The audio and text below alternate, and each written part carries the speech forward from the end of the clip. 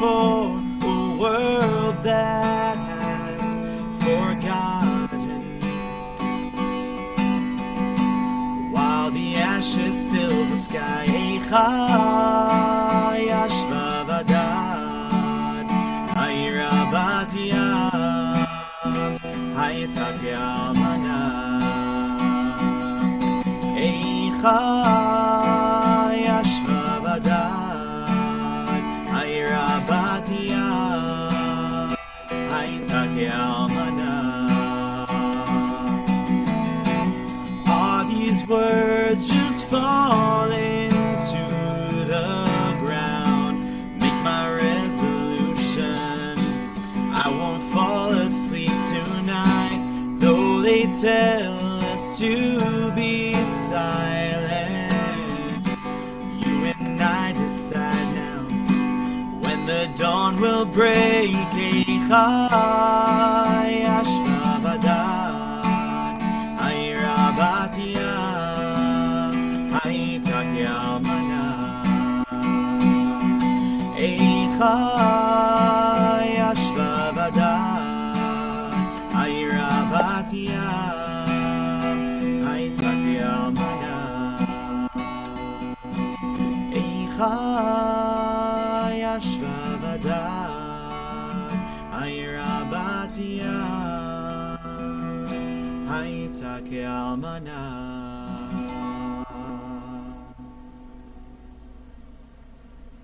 Thank you so much, Mordy. What a beautiful, beautiful introduction. What we just heard is a beautiful kind of a rendition of Eicha.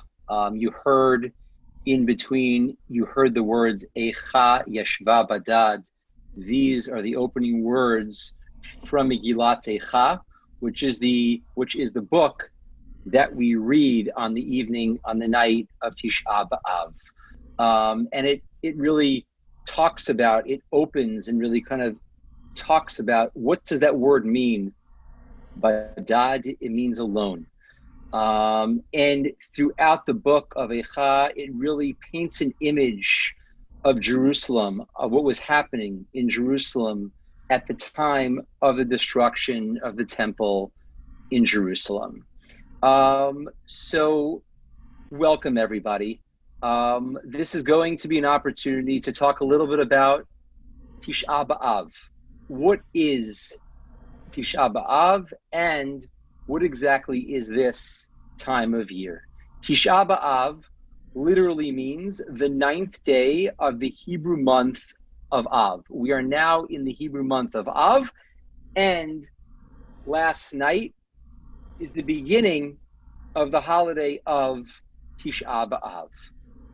And it actually is a culmination of this time of year that began 3 weeks ago on the holiday of Shiva Asar B'Tammuz, which is another fast day, which actually in and of itself commemorates the breaching of the walls in Jerusalem, and Tisha B'Av is the culmination of that, which is actually about the destruction of each of the 2 temples in Jerusalem. That really is the main idea, and the main piece of Tisha B'Av is really putting a day aside to commemorate, to think about the destruction of the temples in Jerusalem. But it's even more than that. What is this time of year? What is this day? This day is about a communal, collective experience of mourning. Over the course of the day of Tisha B'Av, we have 25 hours that begins in the evening at sundown and ends at the next night at sundown. And it's a re-experiencing. It's an opportunity to actually physically go through a period of mourning. We fast, we don't eat. There's like other kinds of customs of the day.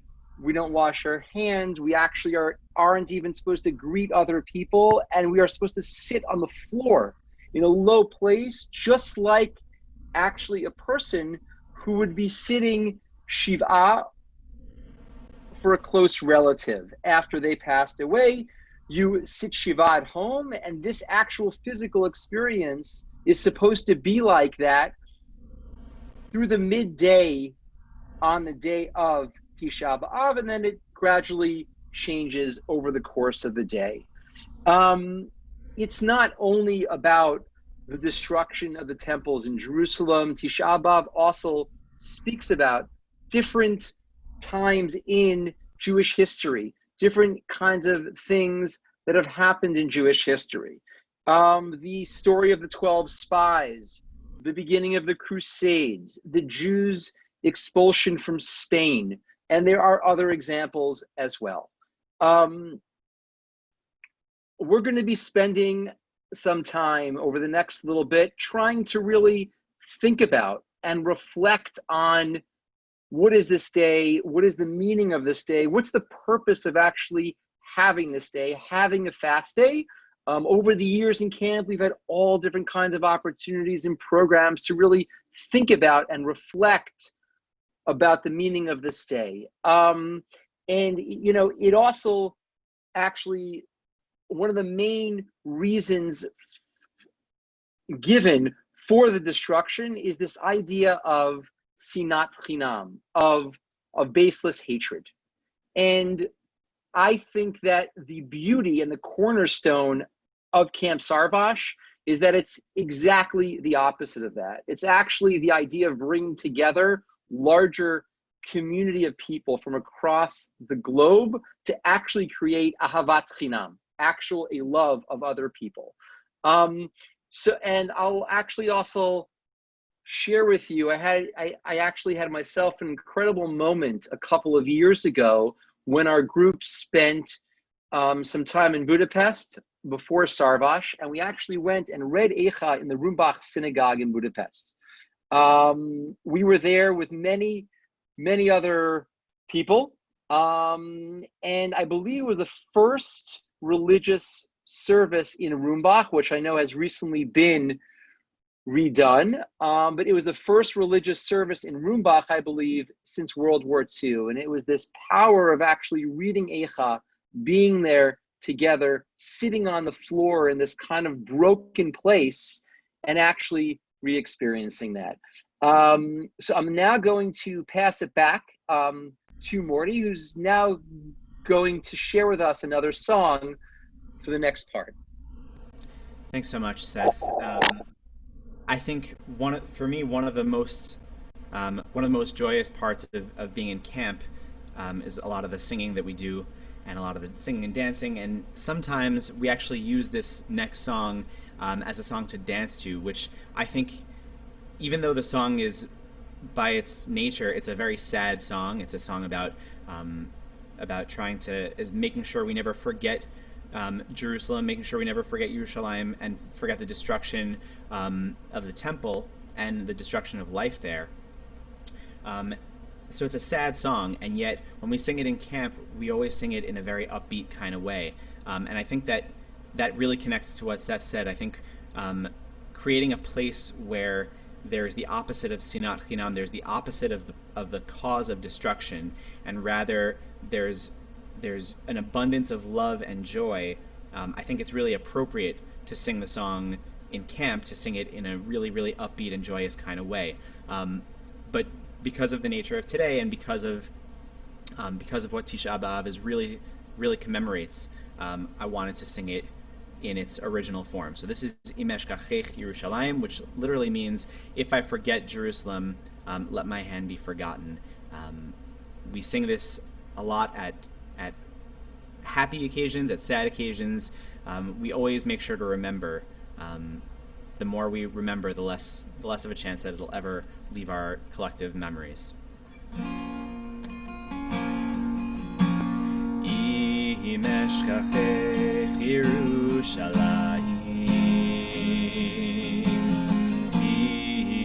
tishkach yemini, tihidbak lashoni olechi im lo eskerechi. Im אשכחך ירושלים, תשכח ימיני,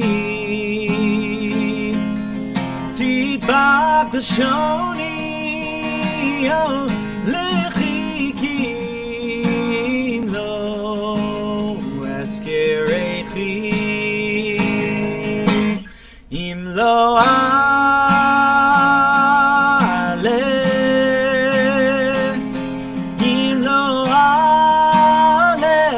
ירושלים על ראש שמחתי, על ראש שמחתי, אם לא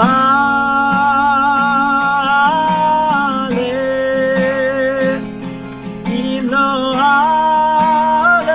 את ירושלים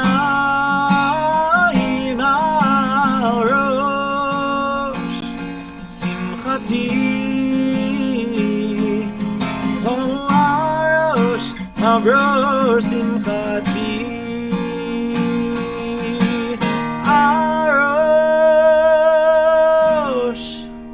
על ראש שמחתי.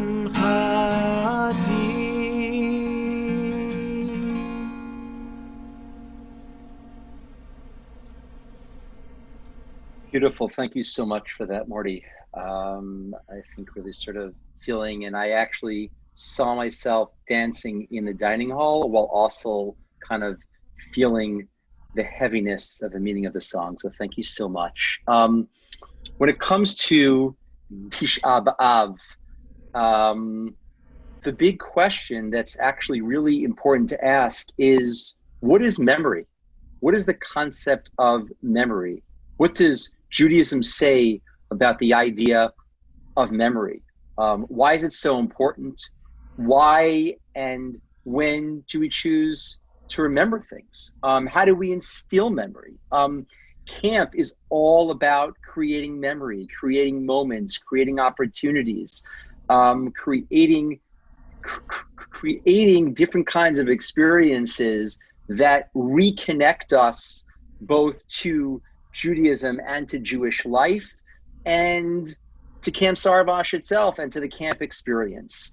But in terms of Tisha B'Av, I really would like for a couple of moments to try and explore why is the idea of memory so important to Judaism. And I think that the answer is around the idea of ritual. In Judaism, we do a lot of things, right? We eat a lot of things, we say a lot of things, we do a lot of things, and all of that is around the word ritual that happens all throughout the Jewish year, every holiday, every day, every week. We do all different kinds of things. Try to think for just a moment about your own memory. Like, what is Shabbat like in camp? How do we create that? How do you create those kinds of moments that actually instill memory, that stay with you throughout the rest of the year? When you blow the shofar, what's the purpose? And we've done that year after year towards the end of camp, usually in the fourth session as we begin to lead up to Rosh Hashanah. What's the purpose of that? It isn't just about hearing that sound, but it's about actually trying to send us a message that, hey, it's almost going to be Rosh Hashanah. Candlelighting, the kinds of food that we eat.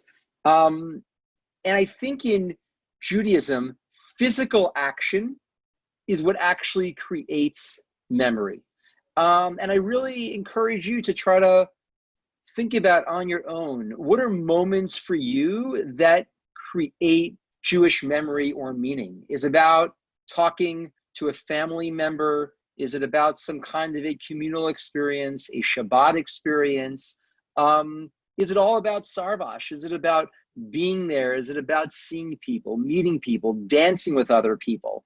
What are those moments in your life that create memory? And specifically around Tisha B'Av, it's actually really interesting that the evening of Pesach, the evening of Passover, and the evening of Tisha B'Av, I believe, always come out on the same night of the week each year. And why is that? Why would that be? Why would there be some kind of a similarity? These really seem like two very, very different kinds of experiences. One is the exodus from Egypt, and the other, if you will, is the exodus from Jerusalem. So in one way, Pesach, Passover, is actually about leaving slavery to the eventual journey of redemption, of actually coming to Israel. And the experience of Tisha B'Av is actually the exodus from Jerusalem and going into that exile, either exile 1 for 70 years in between the two temples, or exile 2, which we're still, if you will, currently in, which we'll talk about a little bit later.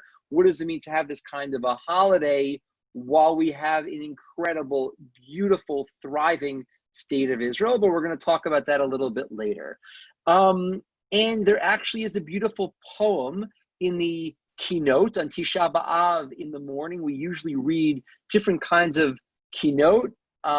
It's actually translated, the actual translation is Lamentations. They're poems, I'd say, if you will. And there's a beautiful one that talks about and comparing the exodus from Egypt and the exodus from Jerusalem. But at the core of all of this is that both of these experiences require us to be completely, if you will, enveloped in it. From everything, from like what we're doing, what we're eating, what we're experiencing, right? When you actually sit down to the Passover Seder, you're eating particular foods, you're talking about it, you're living it. And the actual experience of Tisha B'Av isn't just about telling us to, think about these things and remember these things, but no, don't eat. You're actually not supposed to greet other people. You shouldn't be washing your hands. You should not engage in sexual relations. You should not actually anoint yourself with oil. All of these things, you're supposed to actually physically remove yourself a little bit from the world to be able to actually reflect, again, specifically on the destruction of the two temples in Jerusalem. And even more broadly, this is really about a collective day of mourning for Jewish history as well. So, speaking about the idea of memory and experiencing trying to experience what happened in the past and letting that beautiful song by a band called Dvekis, which talks about the concept of memory, specifically in the context of God remembering the Jewish people, or remembering us and remembering our relationship with Him, and it comes up in a prophecy by the prophet Yirmiyahu, by Jeremiah, many of whom's prophecies we actually read in the period leading up to Tisha B'Av, and specifically, it's kind of optimistic. I mean, it talks about how that God will remember his son Ephraim, is literally what the song is about, and will have mercy on him. And the way it comes up in the lyrics is it says, Ki midei dabri bo zachor eskarenu od. It's as I talk about him, the more I think about him, the more I talk about him, the more I remember him. And it really comes out in this way. We're trying to figure out, how do we relate to things that happen in the Jewish history and in our past, or in the past that we never experienced. And I think this is a beautiful way of expressing that, of saying that, the more we talk about it, the more it becomes part of the front of our brains rather than the back of our minds. And the more we talk about it, the more we're able to think about what that experience was like. And it just sort of goes hand in hand with all of the pieces of trying to experience it. So I hope you'll enjoy this song. It's called Haben Yakir Li. Haben Yakir Li, Yakir Li Ephraim, Im Yeled Shashuim, Shashuim.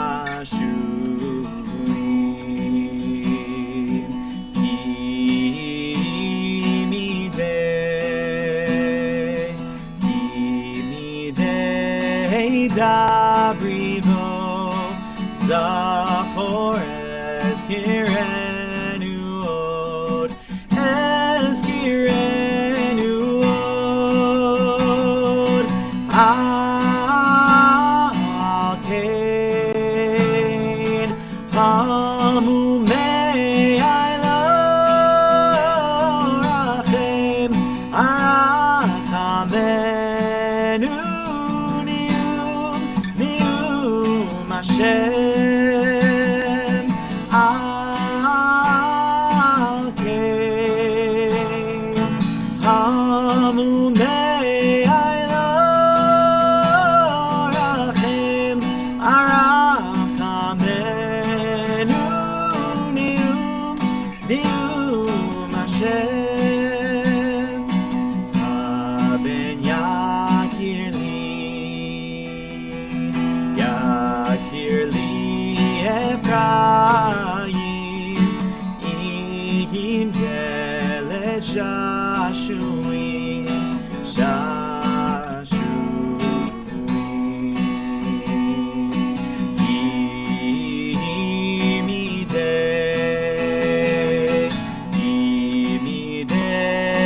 dabrivo zachor eskirenu od eskirenu od al kain hamumei ilo rachem arachamenu nium Hashem al kain hamumei ilo rachem arachamenu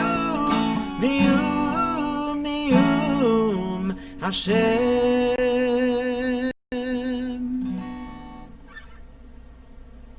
Thank you, Mordy.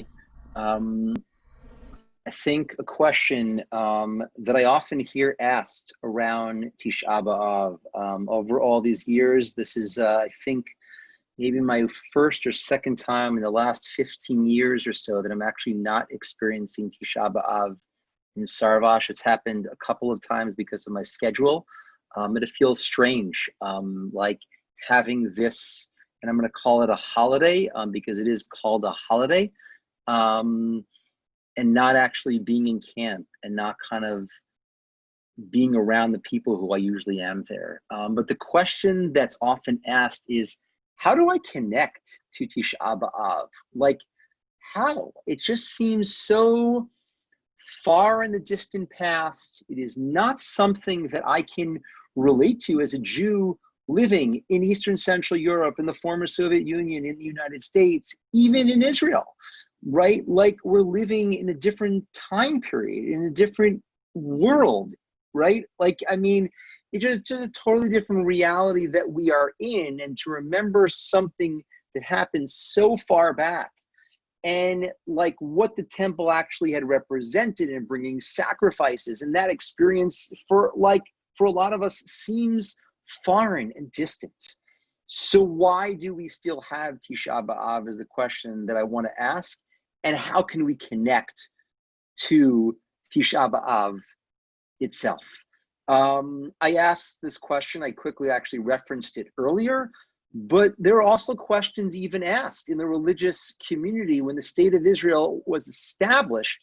What do we do with Tisha B'Av, right? Here we have this holiday that talks about Jerusalem kind of lying alone, badad, and this terrible imagery after the destruction of Jerusalem.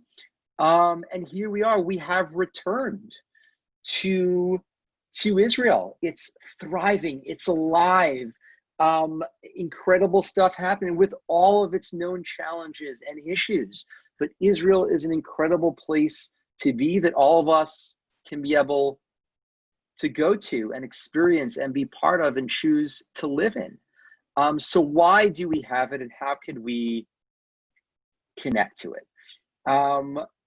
It's a hard question, and I don't know if I have the answer, but it's an important question to ask in the context of what we're talking about here. And what I'd like to try and suggest is that actually, right, like the experience of the destruction was the end of the temple period and the beginning of the rabbinic period. The theme in camp a couple of years ago was thinking about different times and moments in Jewish history that really changed the course of history. And this was one of the themes of the days of camp, is that moment to rabbinic Judaism, to the type of religious Judaism that we live now and we're used to living. And I think that why is it still important to have Tisha B'Av, and how could we connect to it? Number one, I think it's really important because in order to live and to live towards a future, we must understand our history. And so even if for you, this is less experienced emotionally, but can perhaps be able to be experienced intellectually, that's also okay. Even though this holiday calls us to actually connect to it in a more emotional sense, what is our history?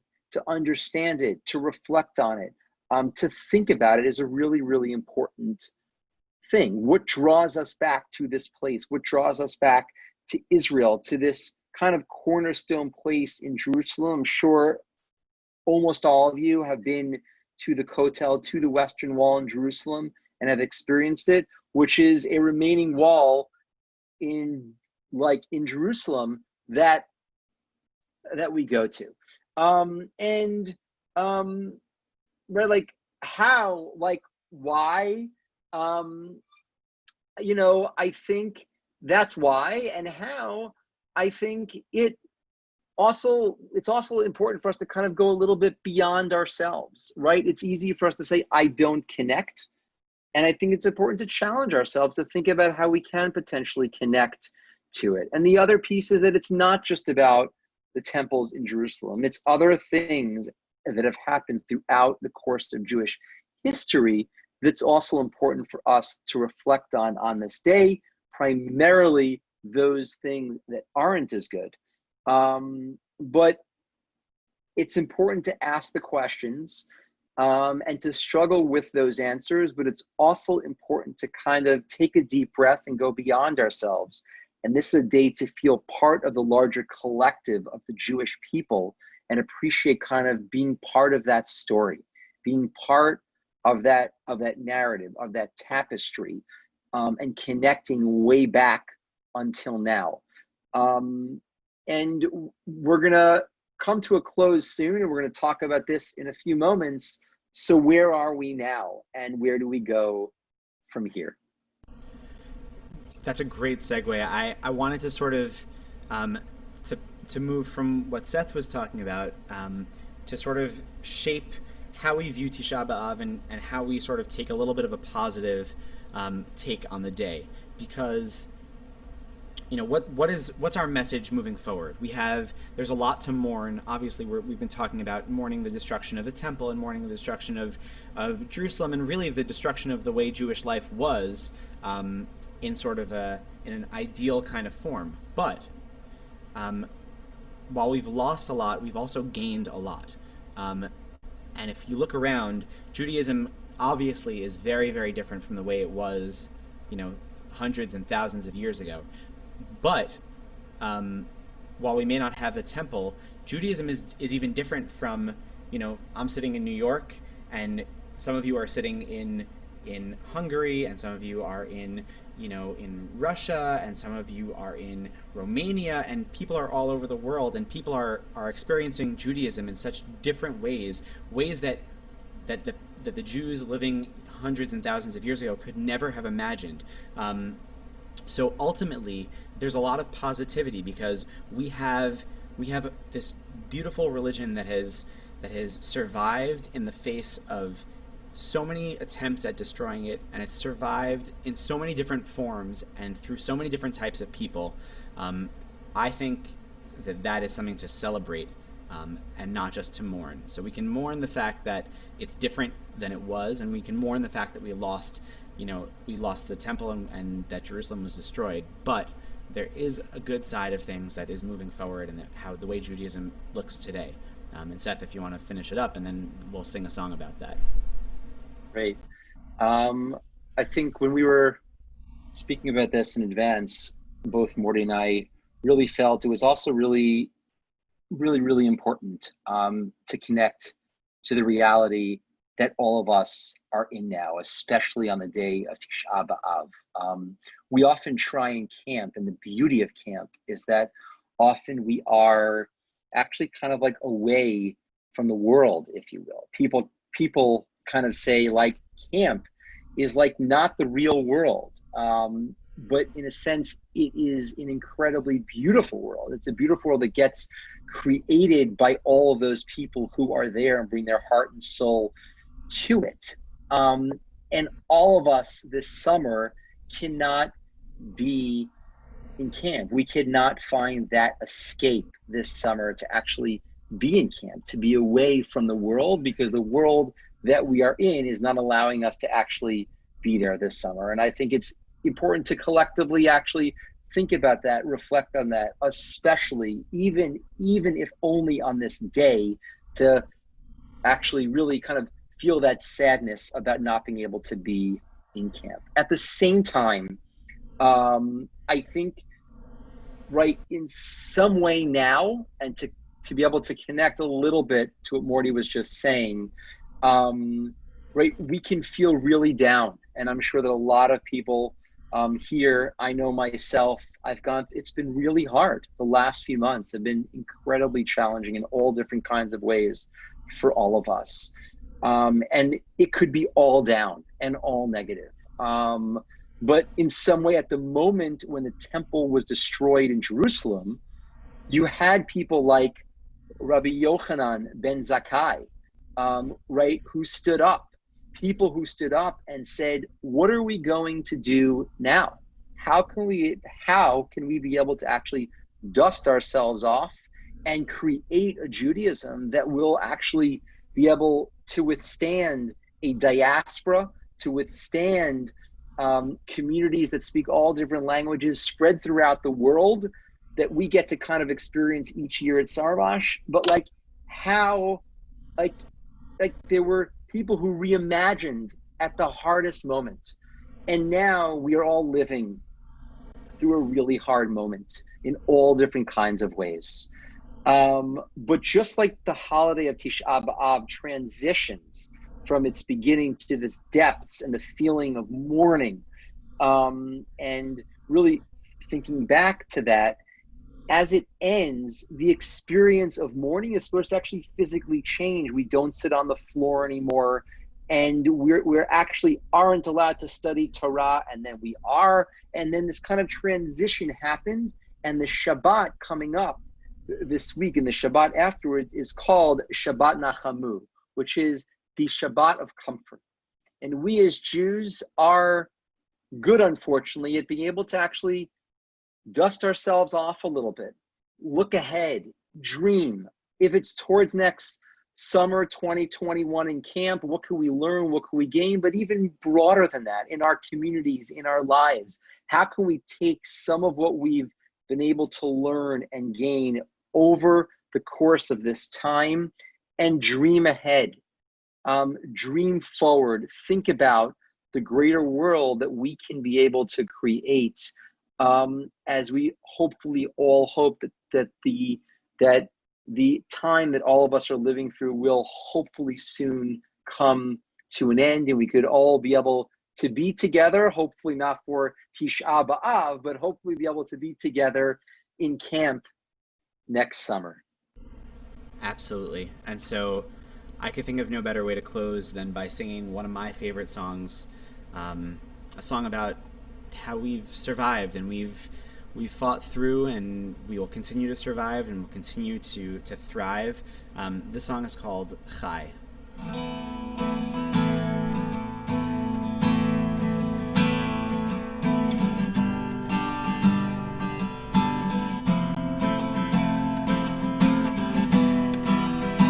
Ani ochai